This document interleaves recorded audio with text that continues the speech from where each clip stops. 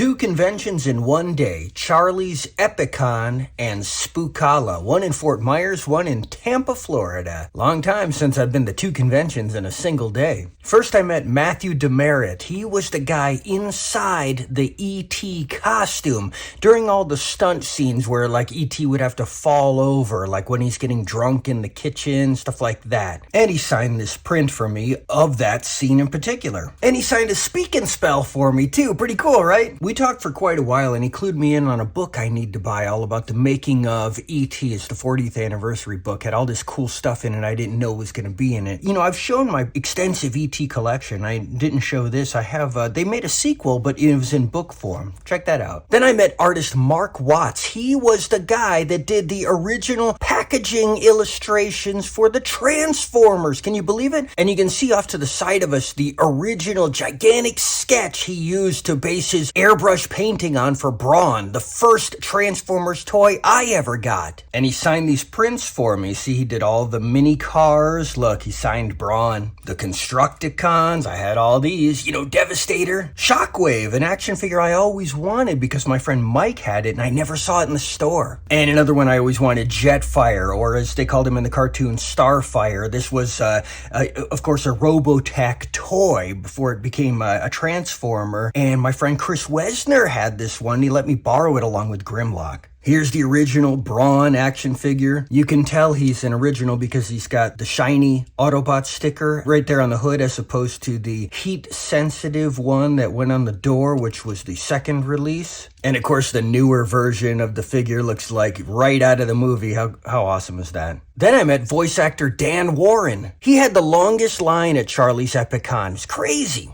And I got him to sign my Robotech VF-1S action figure. This is the Skull Leader Veritech fighter that his character, Roy Fokker, was the pilot of. He was also the mentor of the main character of Robotech, Rick Hunter, and he died, and then his ship got transferred over to Rick Hunter. Speaking of Rick Hunter, voice actor Tony Oliver, who was the voice actor for Rick Hunter, and this was his original ship, is going to be at the next Charlie Comic-Con. It's the Anime Con on May 25th. So I'll be there and I'll get this signed and I'll have a matching set. And here's something interesting. It was this toy recolored to be Jetfire, but it's in the original colors, kind of Rick Hunter's first jet.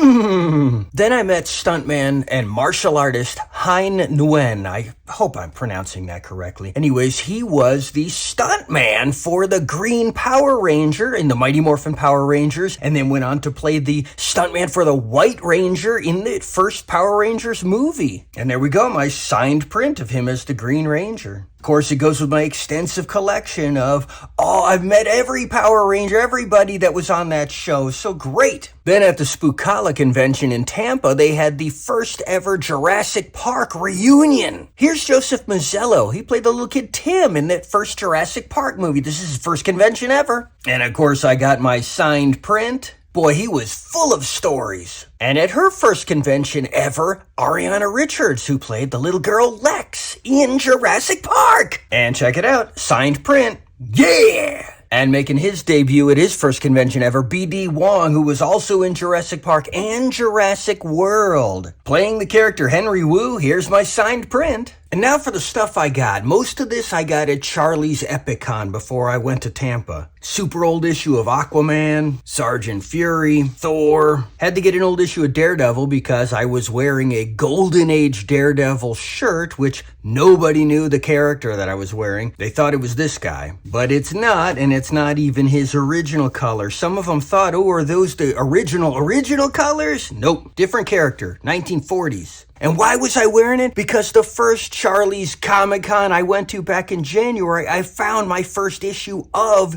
that Golden Age Daredevil comic, so I had to get a shirt to wear to the next convention of that character. An old Submariner. These are all from the 60s. Oh, check this out. This story and art is completely by Jack Kirby, and have you ever seen a cover that awesome? Oh my gosh! An old Defenders, because my friend Mark always said he liked the Defenders, so I figured, well, I'll pick out an issue and see what it's like. I never read it. Now we got more old comics. Popeye. This is from 1960. House of Mystery. Isn't that weird? Cowboys versus aliens. Space Adventures, Strange Adventures, and he's reading the comic that he's living. Unknown Worlds, look, it's like a Human Torch knockoff. Gilligan Likes Pets, Brother Power the Geek.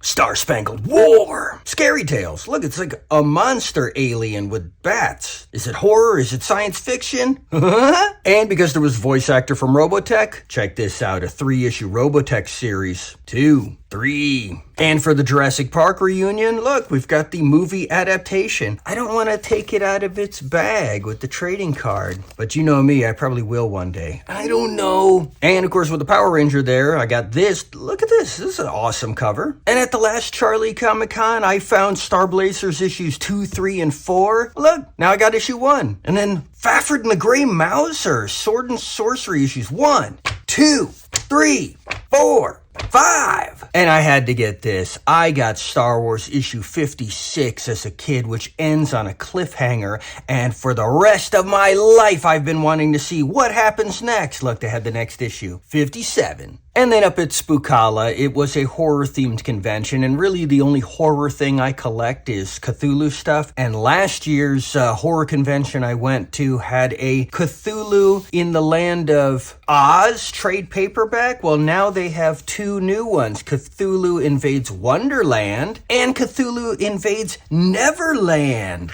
Oh, and they signed these as well. There's signatures in here somewhere. And the Marvel adaptation of the Conan movie and the Red Sonja movie. And then just some other random old comics. Super Goof, Wacky Races. This is because Tabitha and I saw the Wacky Races life-size cars there at the James Bond exhibit when I was there with the Highlander sword training. Look, a comic for the show Hee Haw. Didn't know this existed. Remember Hee Haw? And this just looked interesting. Hot and cold heroes. Now remember, I only buy comics that are really, really, really inexpensive and look cool. Like so. And like so. And like so. But that's not all. Someone was sculpting things out of marble, and they had this cool hand. So, hey, there you go. Thought it was neat. And one last thing, I showed that I picked up this old Batmobile at the last Charlie's Comic-Con to go with my other die-cast Batmobiles that my brother got me. I noticed this after I made that video. If you press down on it while it's on the road,